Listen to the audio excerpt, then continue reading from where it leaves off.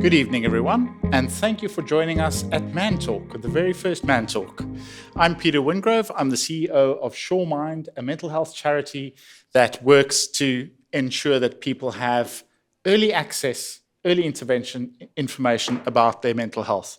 To our audience joining us online, thank you very much. We have a distinguished panel this evening, and it's my distinct pleasure to introduce the chair of SureMind and of Trigger, Adam Shaw, who is a wonderful entrepreneur, passionate about mental health, really passionate about children's mental health, children and young people's mental health, and one of our distinguished panel members this evening, Adam Shaw.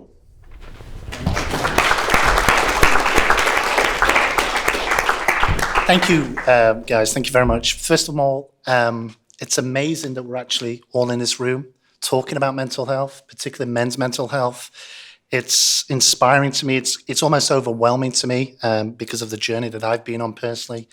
I want to talk a little bit before we start this conversation about TriggerHub and what we do and why we brought this to attention along with the other three great charities, which is SureMind, the Barbers Collective and beyond, three amazing charities. But before I go into what TriggerHub does and the importance of why we've brought this conversation together today, there are a few thank yous that I do need to say. Who are here today, and we thank them, which is Wellity, Simon, and they're going to have a bit of a conversation with you guys after on what they do. We're extremely grateful for what you've done and the data that you've provided for us tonight. And Sadie, of course, thank you.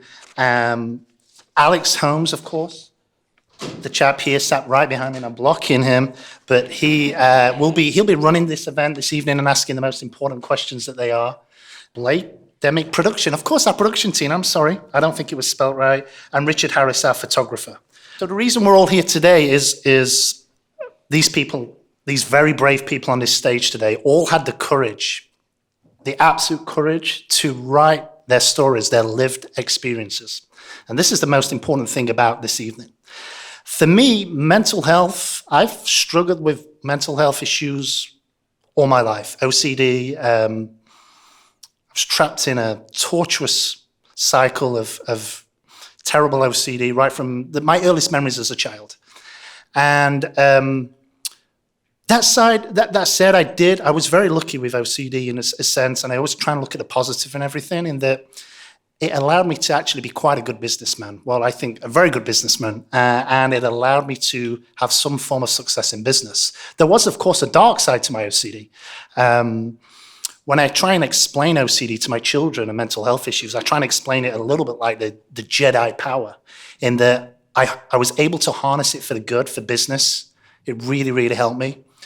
But the negative side, it took me to some really dark places. When I was a young man, I was very lost. I was very confused. We didn't talk about mental health when I was a kid around a table. You know, my parents' generation was failed. I was failed. Many generations have been failed. Not on purpose, but just because we never had that conversation. It never became normalized.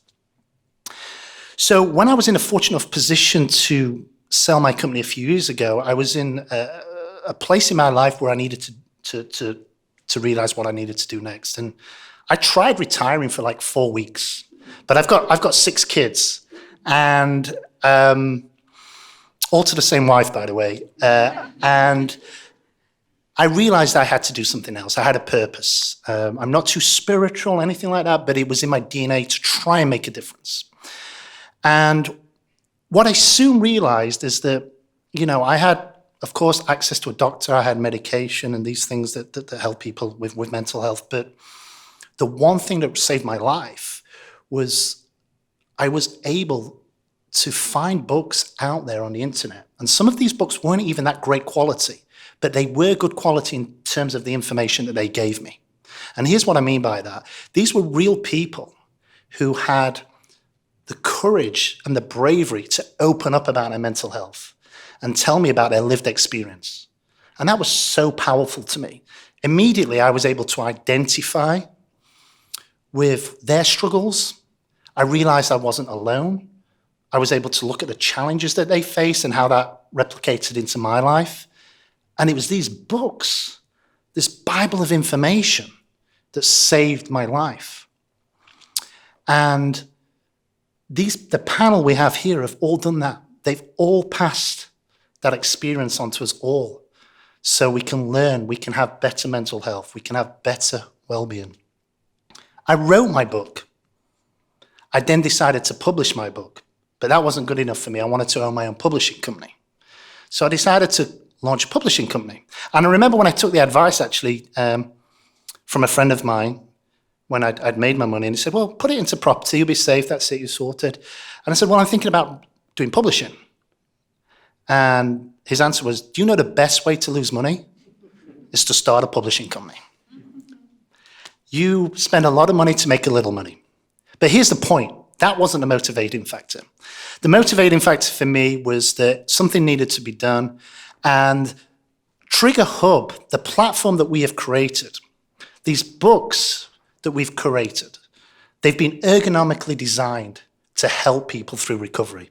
Affordable, in the privacy of their own room, in your own space, and on your own time. And most importantly, they're lived experiences. So they're passing that wonderful information down to people. And what we aim to do at TriggerHub is make these books accessible for all, for people around the world. That's our contribution to making a difference, to really helping recovery. So I am so pleased that we've had these people join us today, because each one of them has had the courage to tell their story.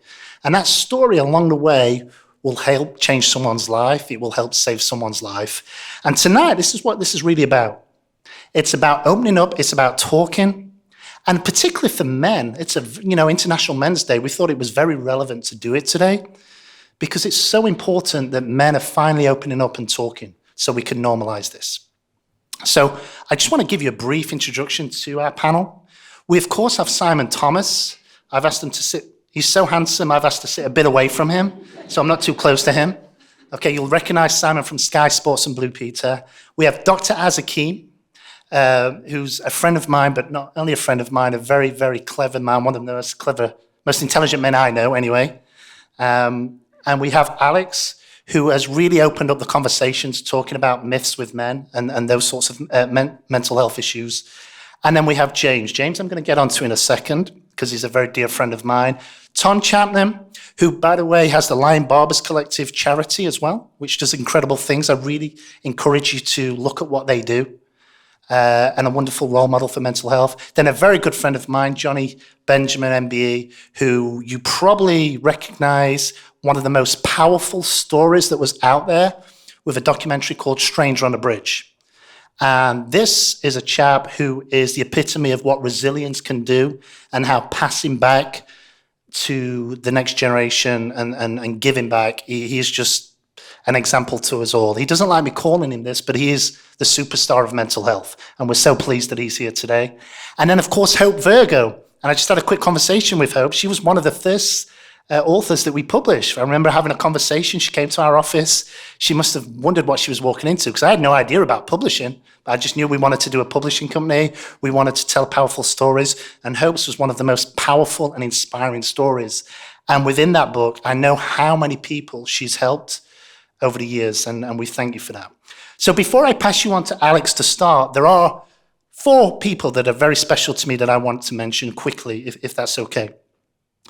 First and foremost, a very, very good friend and a dear friend of mine, and he's the managing director of TriggerHub, and he's sat there, is Nick Goddard. He's in charge of TriggerHub and what we're trying to do, and he's responsible and to meet those objectives, to get us out there to as many people and help as many people as we can. Nick's been with me through the tough times, the good times. He's known me for many years. He's known me in my previous business. He's always there for me. Even on Christmas Day, I can always call on him. He's always there for me. A very good friend of mine and an excellent managing director. The second person who's not here tonight is a chap called Vaughan Collins, who sits on my charity as a trustee. I met Vaughan a few years ago, and Vaughan's been nothing short of incredible in supporting what we do in TriggerHub, not only investing his hard-earned money into the project, but also donating very generously to our charity. The third is Dr. Lauren Callahan, who can't be here, who was actually my doctor. She saved my life. She was the one who encouraged me to read books. She was the one who encouraged me to write my story down so I could pass that on. And just a little bit about OCD. OCD is, we have the most repugnant thoughts that go through our head. I had thoughts that I thought I was going to kill my own children. And of course, with OCD, we never carry out these actions. In fact, we're so far from it. We just don't. But I couldn't be around my children. And it was Lauren who kind of made me face that fear. I was scared of strangling people and hurting people, and I'll never forget the day that she made me put my hands around her neck. I was terrified. She was so brave. And I realized then that actually OCD was a lie. Everything that Lauren told me was correct, that it was just in my mind. I had no appetite to do that. And if Lauren had not done that, then I don't know where I would be. So I have Dr. Lauren Callahan to thank a lot. She saved my life. She's involved in a charity. She's involved in TriggerHub, in what we do. She's the clinical director. She makes sure that everything's signed off correctly, so the information that we're giving out there is spot on. And my final mention goes to one of the most special men that I know, a very dear friend of mine, and that's Dr. James Espey, OBE here. Now, James is a very humble man, and I know he'll be slightly embarrassed by this, but since James came into my life over the last few years, he's been a mentor to me. He is the epitome of resilience, from having it all to losing it all to then gaining it back. His philanthropy, his generosity, that he doesn't talk about, that I know about, but he doesn't want me to talk about, is the most generous man I know. He's a mentor to me. Everything that I've done with Trigger, everything that I've done with the charity, he's backed me. He's matched every contribution. And quite frankly, we wouldn't be where we are today if it wasn't for James, my dear friend. And I'd love for you to just give him a quick round of applause.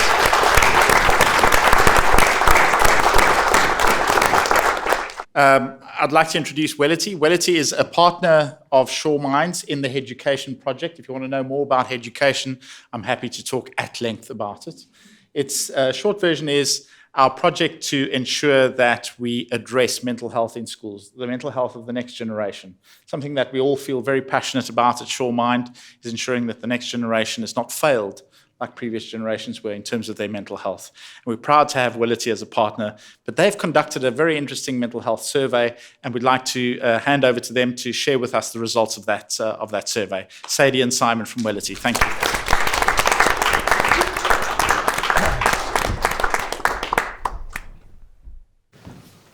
Thank you, everyone. Thank you, Peter. Thank you very much. And it's so amazing to hear about mental health being spoken about so openly and honestly.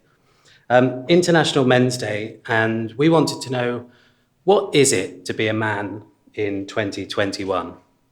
So we asked 1,267 people.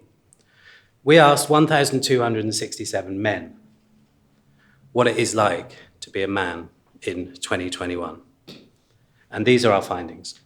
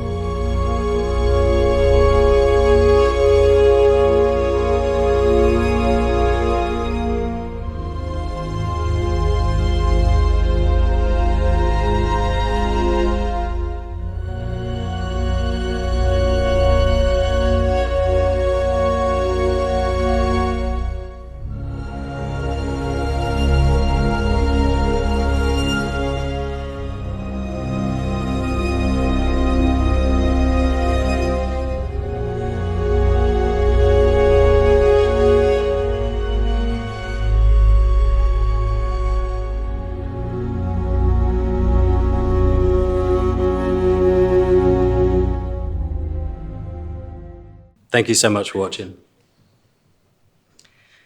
Quite a powerful video, I think. And when you look at the findings from the survey, it really gives us some insight in what it really does mean to be a man in the modern world. And for us to start thinking about what it's going to take for us to provide the right support to meet those challenges. We've got some incredible panellists up here, and we're not going to take much longer of your time, but we're just going to take the opportunity to run through a couple of the other key findings from the data, just to give you that insight that we think it is so powerful and so important when we're starting to think what we need to do more of, essentially for us to make a difference when it comes to improving men's mental health and really addressing those challenges, those obstacles that were presented in those videos and in the findings. I worked very closely with the academic team at Wellbeing to go through and really conduct the thematic analysis with this data, and some of it was really difficult reading. It really was, and it really, this is something we're very passionate about anyway, but that really stood out, that we need to do so much more, and I'm really delighted and privileged to be standing here with such incredible panellists behind us to really explore this in more detail. So really, it's an opportunity for us to explore this data and really start to think what we can do essentially to make a difference together. So we've got just a couple of slides that we're going to run through with you. This isn't going to be a night of PowerPoint, I can assure you, but just some key stats and facts that we can start to think about for the rest of the evening. So this is across all different demographics. So if we look at the first key statistics and findings, so the top 3 things when we invited participants to start to think about what they struggled to talk about, essentially, what are the key issues they don't feel comfortable talking about. So as we saw in the video, 60% up there was the broad topic of mental health. We also had a focus on sex life and sexual health and finances and financial well-being as well. We also started to explore this key question about what keeps you up at night? What stops you sleeping? What causes that level of stress and anxiety that you can't actually get to sleep or you keep waking up at night? So exploring that again, we had finances, we had work, we had relationships, and also the focus on isolation. So whether it be the fact that people were physically alone, or whether it be that the men in the survey actually felt so alone with what they were experiencing and what they were thinking, they felt that they couldn't speak up about those challenges. So broadly looking at the subject of, do you feel able to talk about this subject, about mental health, family and friends? So we can see there that 52% of them said yes, which is encouraging, but we need that figure to be much higher. Quite interestingly, we do a lot in our workshops. We do live activities and interaction and exercises to ask participants to reflect on key subjects. And you can see here, hopefully you can see here, and it's not too tiny, we actually conducted an activity in a workshop we conducted earlier on today on the subject of men's mental health and asked them about the barriers to speaking up. And again, you can see the 2 highest was the fear that people think that you should be able to cope, but also the guilt, shame, burden. And this came across in the survey, it came across in the workshop we conducted today, and that's really something that struck you, wasn't it? The sense of shame and burden with talking about the subject. Yeah, and I know, in all authenticity, when we're talking about our own mental health, when I was battling with my mental health, it was the being a burden. Now, these answers all came with associated text, which were emotional, to say the least, that were read by a lot of people in the office, that were in the academic team, obviously, who are thinking of their fathers, their brothers, their colleagues, their uncles, and the associated text that came with them when they didn't want to be a burden, shame attached to it, and didn't want them to know what is really happening, wanted to keep it all to themselves, was incredibly emotional, and the fear of judgment. And so what we wanted to do was trying to get this out so that everyone has a responsibility to at least acknowledge what can be going on behind the eyes with some men.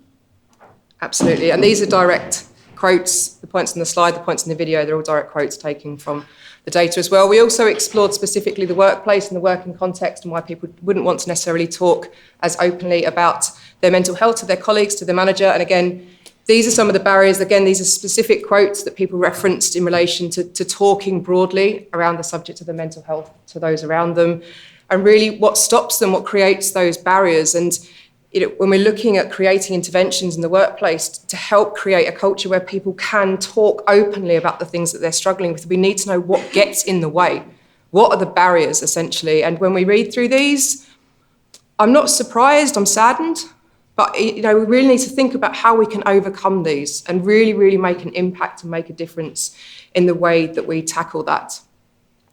The last set of data we wanted to share with you, some of it is difficult reading. When we think about inviting the participants in the survey to respond to the question in relation to the frequency they experience certain things, and this was asked in the last 2-week period. This is very, very, very recent, and we can see that those responded nearly every day or more than half the days experience these different things. Simon? Yeah, I'm going to read them out because sometimes uncomfortable. We have to face this to be able to acknowledge it and deal with it. So 22% felt down or hopeless. 20% of 30 to 39-year-olds said that they felt like a failure. 33% of 18 to 20-year-olds felt embarrassed to leave the house. 18% like they couldn't concentrate because of the worries on their mind. 12% felt the need to turn to alcohol or drugs to forget or to feel better. 14% had lied to a friend or family to avoid a social situation or interaction.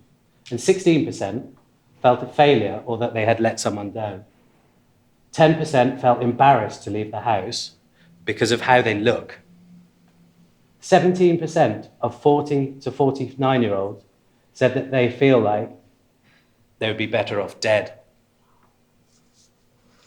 So it really goes to show this data gives us insight into some of the challenges we face in really, really making a difference. And as I mentioned, we're not going to take much of your time because we really want to hear from these panellists. But what we did want to do is share with you this data, this really recent and relevant data, and encourage you to start thinking about how you can make a difference in the lives of the men that you know and help support them in the challenges that they face.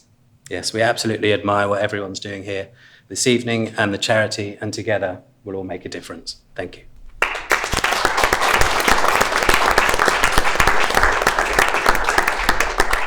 Thank you very much, Sadie and Simon. And it is a privilege to be your chosen charity, the chosen charity of Wellity Global. And we're very proud to be working with you on a suite of training to inform businesses how to deal with employee mental health. If you want to know more about that, it's a project that's very dear to Shore Mind's heart as well. We're working in conjunction with Wellity Global, who've got a whole range of workplace mental health training for organizations. But that's enough of that. Shocking statistics really is an eye-opener. Why young people should feel the need to end their life, why young men should feel embarrassed to go out of the house. And I think that's really what this evening's discussion is all about. It's about men's mental health. And with that, I'd like to hand over to Alex Holmes, who will facilitate our discussion. Thank you.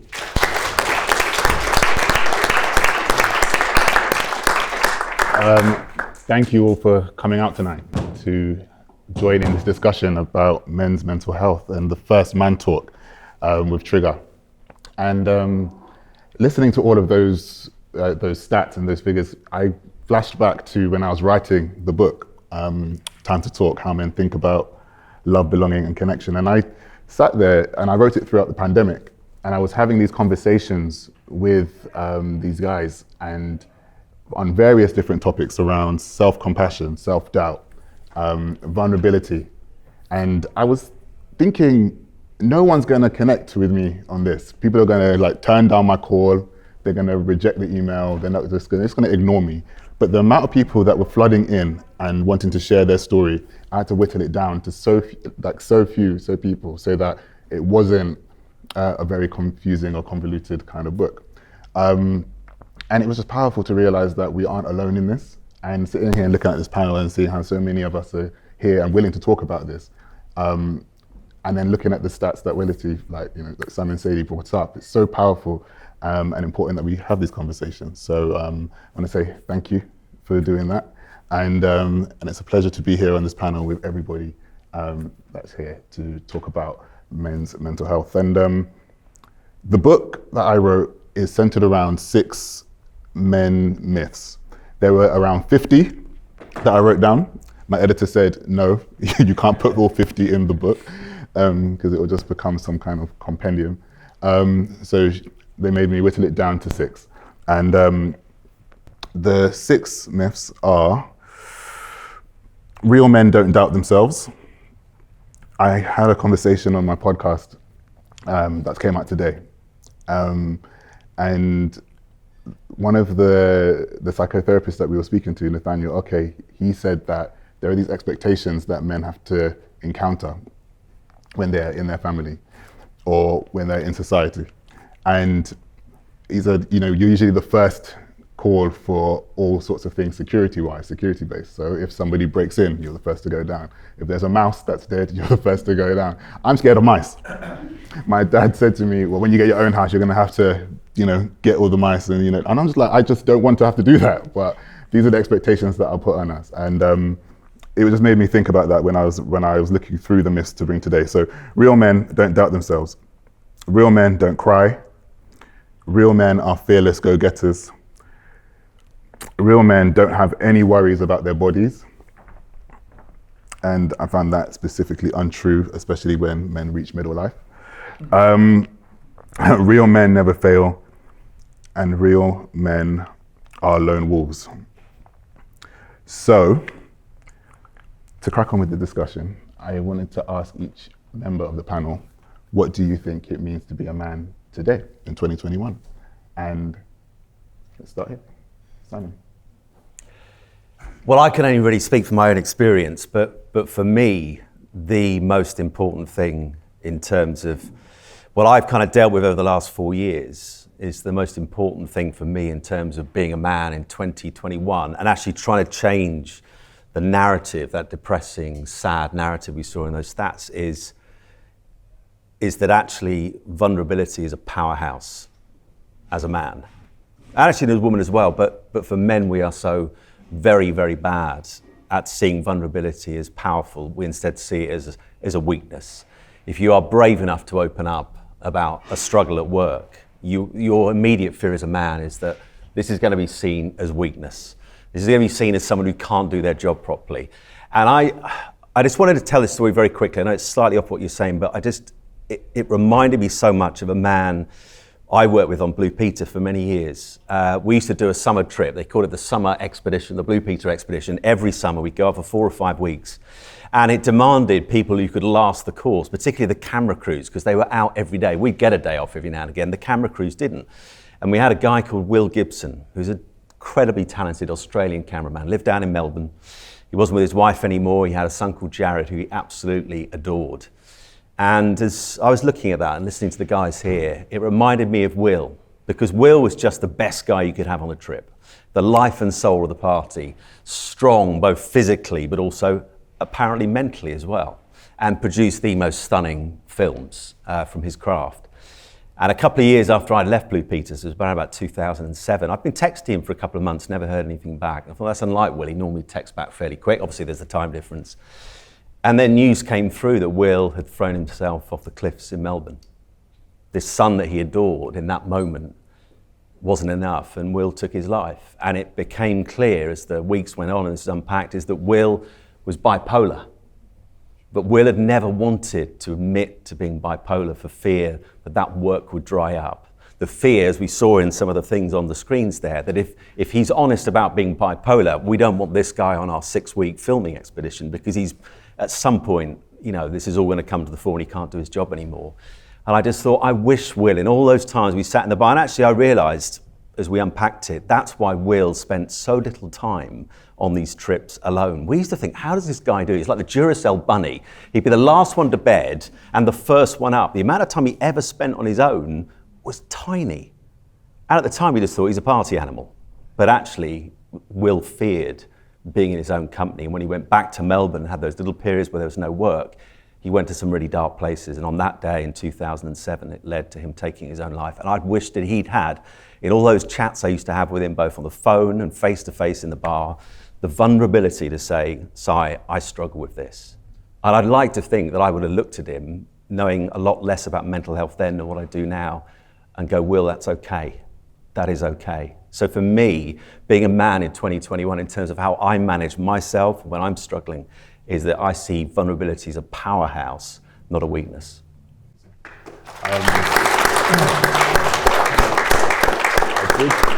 I did want to ask Tom, because we had a conversation prior to this and we were talking about how men open up to other men as well. I wanted to see what you thought about what Simon just said. I think we were talking about this earlier on. We did something earlier on where we were cutting some guy's hair. The Lions Barbers, obviously, I'm allowed to touch. These hands have fondled many beards, have been run through many fingers, through people's hair, and including Jonny's. And it's a very privileged position to be in society. We have a license to touch, intimacy. We wield sharp objects around your head, and you sit there, and it's very comfortable. Whether it's somebody I've known for 20 years or somebody that I've known for 20 minutes, there's something about that barrier of having a haircut where it's a non-clinical, non-judgmental, safe space. We are a familiar stranger. You can offload to us, and we're not going to tell your friends or family, or we don't know them normally. But we've been there for that whole journey for clients of mine I've known for 20 years, and I knew them when they were a single man, and they told me about the first date with their now wives. They told me about, they showed me engagement rings, babies' names before anyone else knew, what happened on the stag do, all sorts of things. And it's often joked around that guys will rather cheat on their missus than cheat on their barber. You hear it all the time, and you say it to people, and they go, "Yeah, I said it before in talks." And blokes, you see a few of them nodding, like, "Yeah."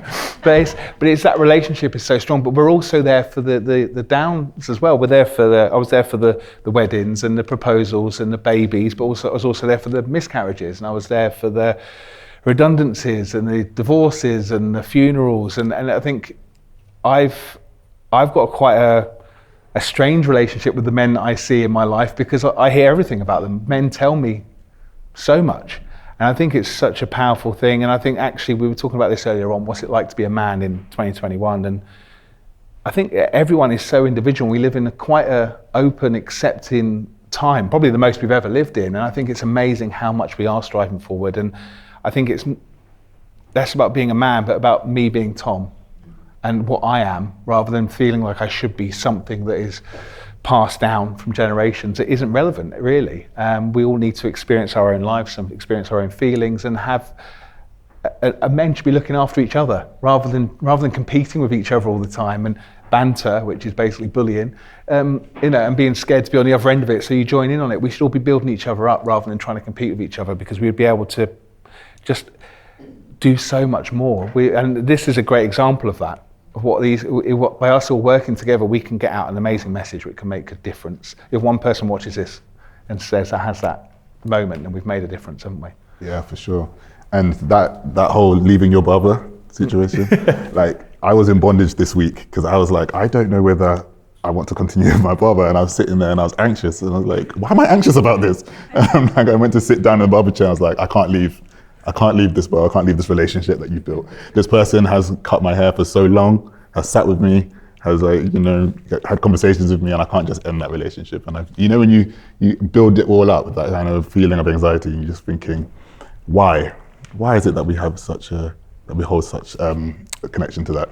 But I did want to ask Hope, as the only woman on the panel, what do you think it means to be a man today, from your perspective, from looking outwards?